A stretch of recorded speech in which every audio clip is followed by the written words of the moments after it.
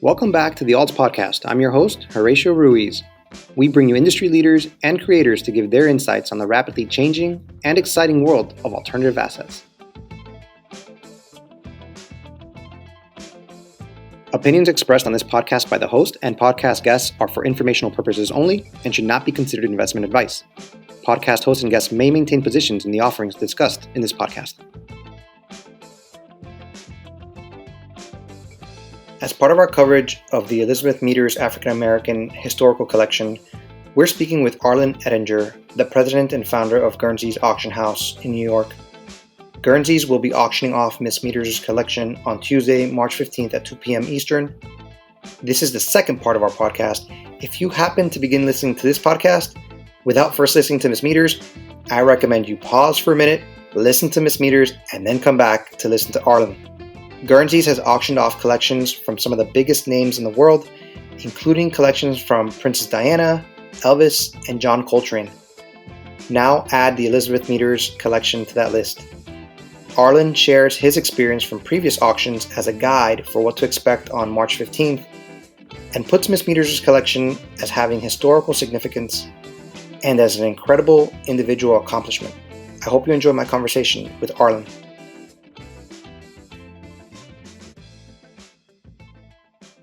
Okay, so today we have Mr. Arlan Ettinger with us. He is the president and founder of the Guernsey's auction house in Manhattan. Thank you so much for being with us here today, Mr. Ettinger. My pleasure. You know, I had the privilege of speaking to Miss Meaders a couple of days ago and just talking about her collection and what she's been through and what inspired it. And I guess I just wanted to begin with your thoughts on her and her collection. Well, in meeting her, I came with the background of having experienced many, many great collections through a long career, collections that have gone into the fields of historical collections, theatrical collections, sports-related collections. Guernsey's is the firm that has produced the auctions on behalf of John F. Kennedy, Princess Diana, the Beatles, Elvis Presley, Duke Ellington, John Coltrane, Dick Clark, Waylon Jennings, many, many other celebrated people, Jerry Garcia of the Grateful Dead, and so on. So I came with that background when I first met Elizabeth as far back as 20 years ago, seeing in her an extremely passionate, dedicated woman who really knew what she was after, and that was to, in a sense, create a tree that told the African-American saga, with the main trunk being just that, African-Americans in America. The branches then would be the categories within her collection, the scourge of slavery, the struggle for civil rights, Black people in the military, in religion, in politics, in sports, and entertainment, and so on. And then even those limbs would twig off into subcategories. So, for example, it wouldn't just be Black people in the military, but Black aviators in the Air Force.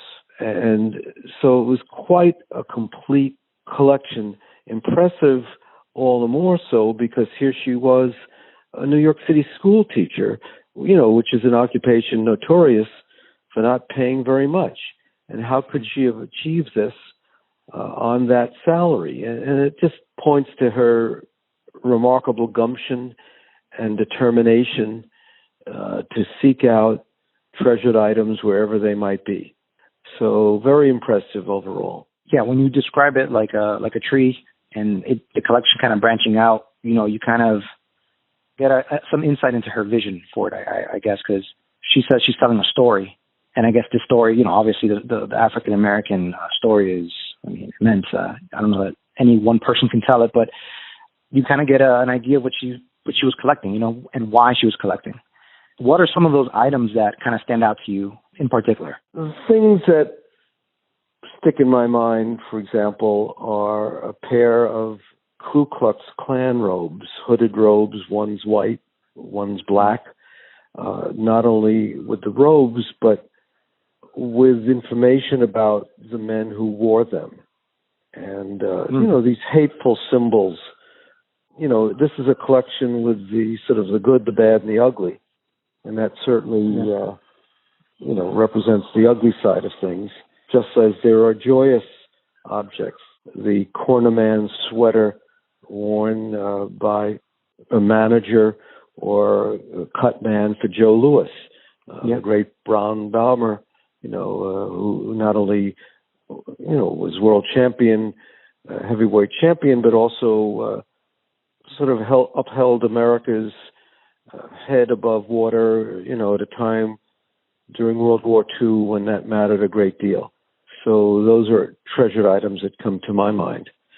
There's a Nazi flag recovered by black troops during World War II, and with the notations of the individual soldiers on it and their comments about the recovery.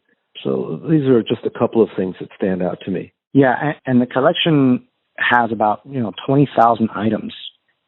Is everything even accounted for? I mean, in terms of it being cataloged, or you have obviously a good idea of what's in the collection, and there are a ton of treasures in there. But is it even possible to go through all 20,000 items, prior to the auction? Well, I can't speak for Elizabeth's knowledge, although I suspect that she has a recall about every single thing that she has. We certainly haven't.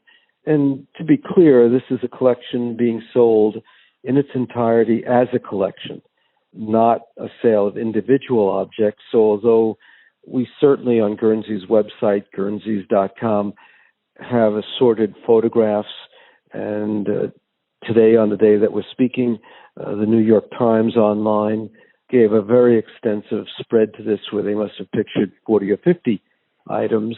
To our way of thinking, it's not about the individual items, rather that this is a museum. It's a museum crammed into a modest Staten Island, New York home, but that, given the light of an exhibition hall, could really shine in a way that museums can. And of course, the hope is that this will remain not only as a collection, but will at some point be available to the public to benefit from this lifelong 65-year effort of Miss Meaders. It is an auction. The auction's taking place on March 15th. It's being sold as one lot, and it could get sold to an existing museum. It could get sold to a school. It could get sold to an individual who would then donate it to a school or a museum, or turn it into a museum.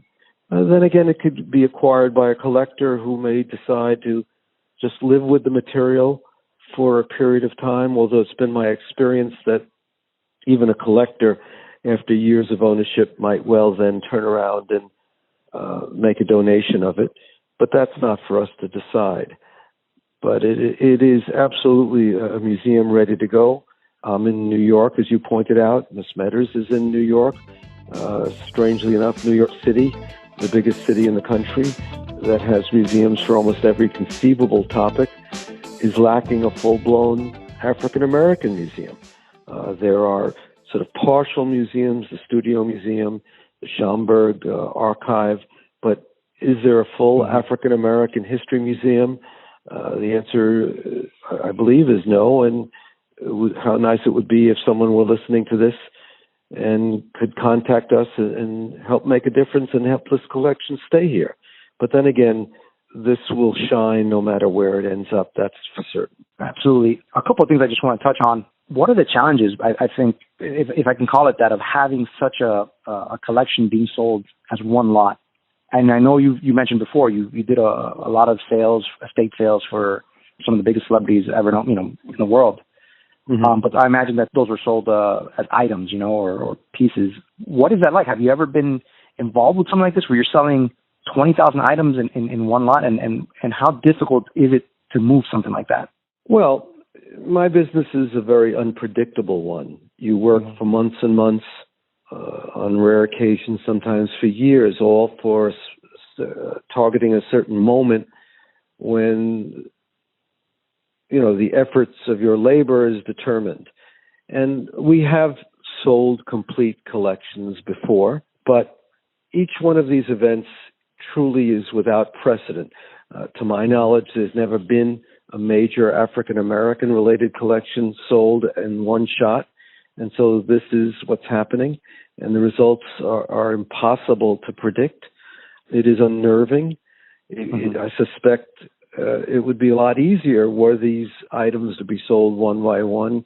Because even there, if you couldn't nail an estimate to the dollar or to $10 or even $100 on an individual object, it would tend to average out. You'd be a little high in estimating one item and a little low estimating the next, but it would average out. When you have the whole collection being offered as one lot, there's no averaging. This is it, and we'll see what happens. But there have been appraisals done of this collection long before our involvement, and there are 4 that I've seen, and they're all well into the millions of dollars. But again, this is to be seen. Guernsey's is the firm that, among many other examples, sold a single baseball for $3 million, sold a guitar played by Jerry Garcia for $3.5 million, sold a dilapidated, almost worthless boat that at one point had been owned by the Kennedy family. Nevertheless, that boat sold for $6 million simply because of its provenance. But, you look at a baseball for $3 million, do you believe in your heart that that's worth more than this collection of thousands of items? Some people might say yes, others might be very vigorous in saying no way. But it is what it is. It's the lifelong work of a dedicated person that covers a very, very important topic, which is African American history. And we'll see how it ends up. Yeah.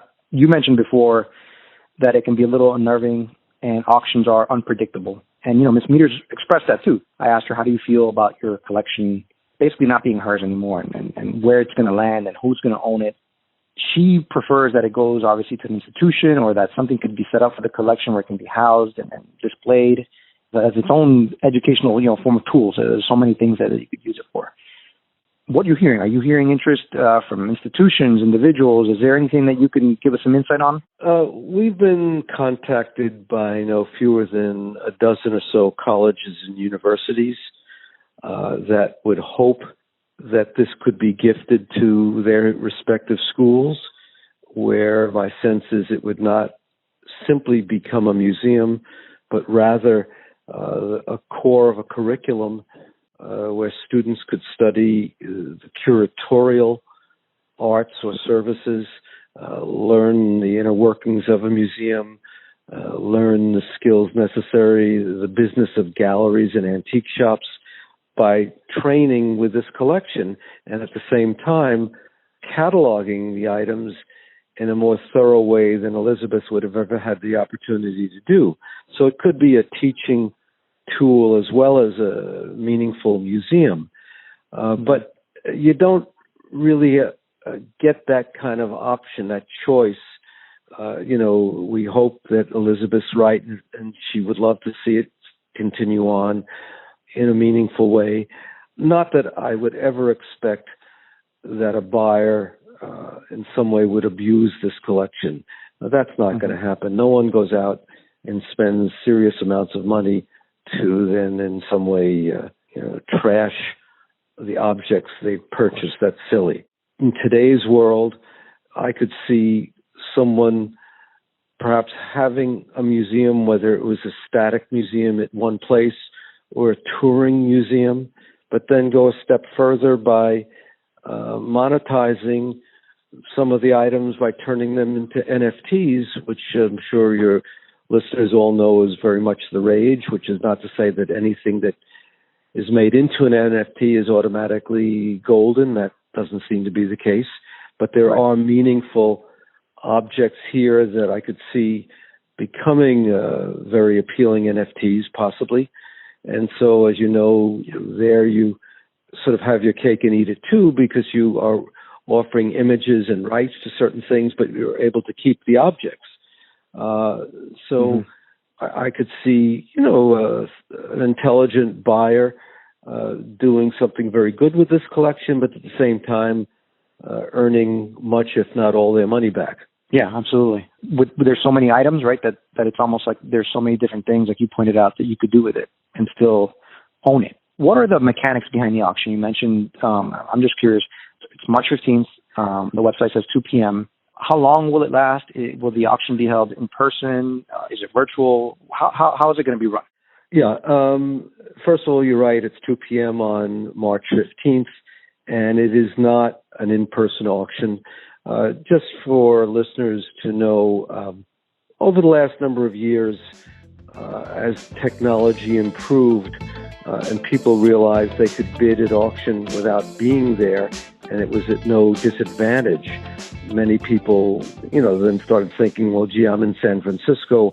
Why fly to New York just to sit in a room to watch an auctioneer sell something when I can see that object on my computer screen and bid in real time against everybody else?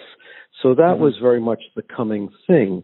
When COVID, struck us all, then it really put the kibosh or pretty much canceled live auctions. Having said that, Guernsey's has always done its best to have exciting in-person events. So it is disappointing for us that we're not seeing that these days.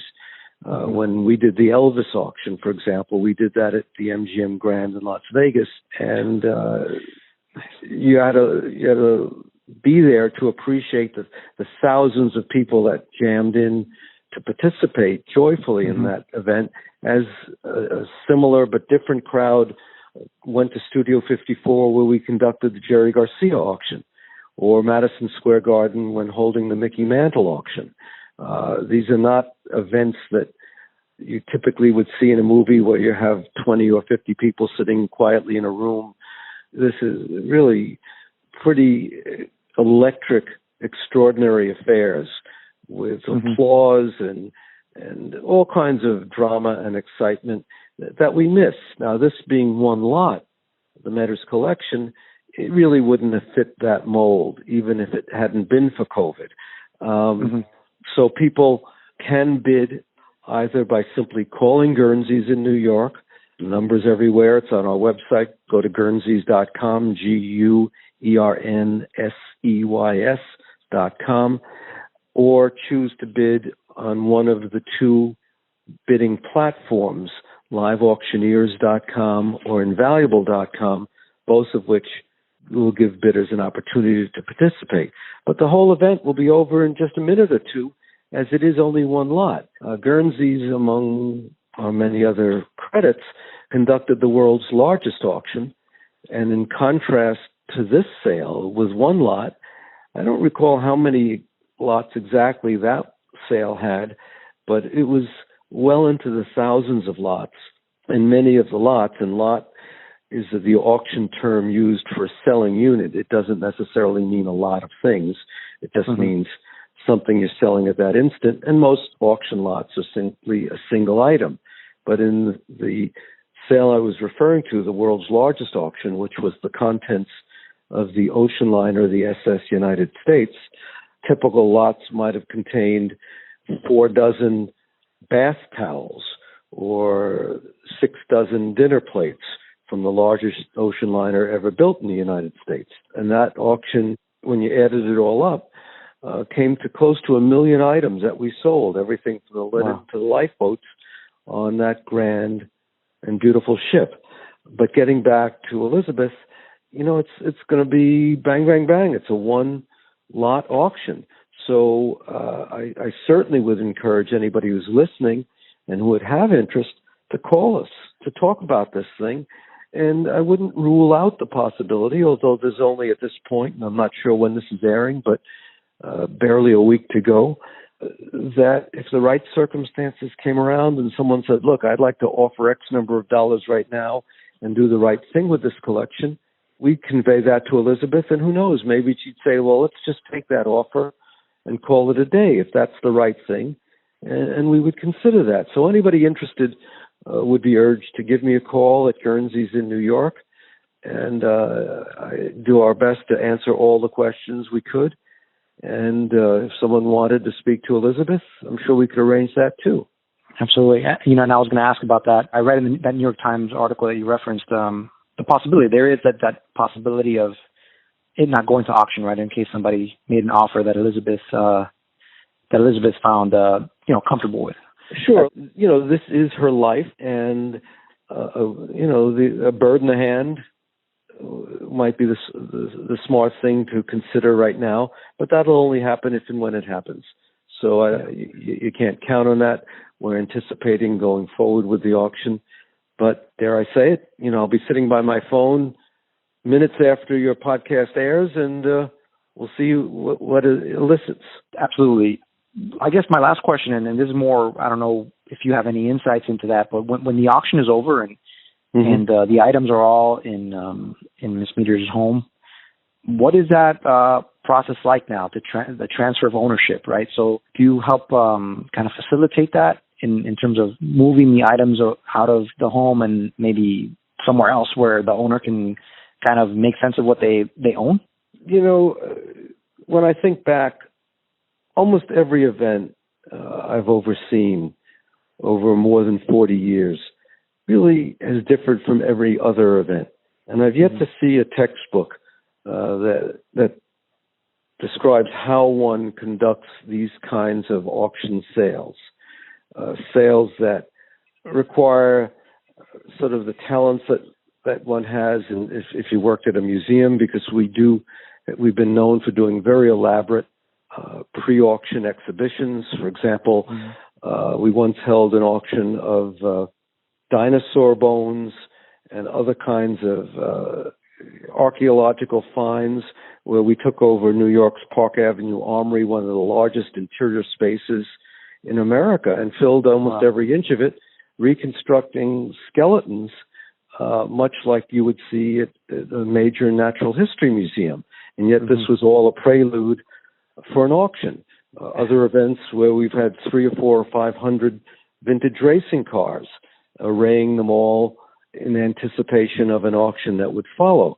So we were known for doing very, very elaborate auction catalogs, auction books that are collected by some and survive in many museums, and we're very proud of those books. So every event is different. In terms of the removal of these items following the sale, well, in this instance, when I think back to big collections that we've sold over the years, in almost every other instance that I can think of, the owner of the collection was no longer around, was deceased. And here we have Elizabeth, who, I can't say I know lots of 90-year-old people, but she's about the youngest 90-year-old person I know. And I would think that that's a great blessing, because she would be there to help the new owner understand, what went into the collecting of this massive objects, and as much as possible inform the people about, what is this thing, what is that thing, which you don't normally have the luxury of doing. In terms of the physical moving, that's going to really be up to the buyer. Will Guernsey's assist? Of course we will, to the best of our ability. But the buyer could be around the corner from Miss Meaders or around the world. There's no set rules about how you go about something after a sale. And again, each collection, each item is different, and you just have to sort of do what's intelligent, which I'm sure will get done. Yeah, absolutely. And I want to thank you again for your time. If I can kind of throw in my observation, I talked to Ms. Meaders. She's been getting some great press coverage for the auction, and you mentioned this before, because you talked about holding these pre-auction events, and part of the beauty of the collection is not just the collection, but the fact of, who collected it, right? The fact that it's her, and the fact that she's a school teacher, and she had to find a way to buy some of these things, and she did, and she's as much a part of the story as the collection. So, and I think that the PR and the marketing has been superb, and we're just really intrigued by the entire collection. And I think you nailed it when you speak to Elizabeth in closing now. She'll be quick as I heard her today, as she was being interviewed by CBS, and talking about the importance of certain figures represented in her collection, figures that in some cases were alive 200 years ago, and the role they played. And she speaks of almost as if they were there in the room. You know, I hope she can smile in realizing that in her way, perhaps 100 years from now, people will be talking about her as a person who furthered the public's awareness of the importance of many figures that were otherwise possibly lost to history. So she's certainly playing an important role, and I think should be proud of doing that. Well, Mr. Arlan Ettinger, president and founder of the Guernsey's auction house, thank you very much. We're looking forward to Tuesday, March 15th at 2 p.m. Best of luck, and I hope that as much word can spread out about the auction, the more the better. Horacio, thank you very much. It's amazing to think that a collection that took Miss Meaders 65 years to amass will be transferred over in a matter of minutes at auction. I want to thank Arlan Ettinger for taking the time to put the collection in perspective and for his appreciation for it. I'm hoping that Miss Meaders' labor of love, as she puts it, finds an amazing new owner, and that it will add a new, exciting chapter to its existence. If you enjoyed today's podcast, let others know about it. We find our guests so interesting and knowledgeable, and I know others will too. Or leave a review or hit the follow button. Until the next episode, take care.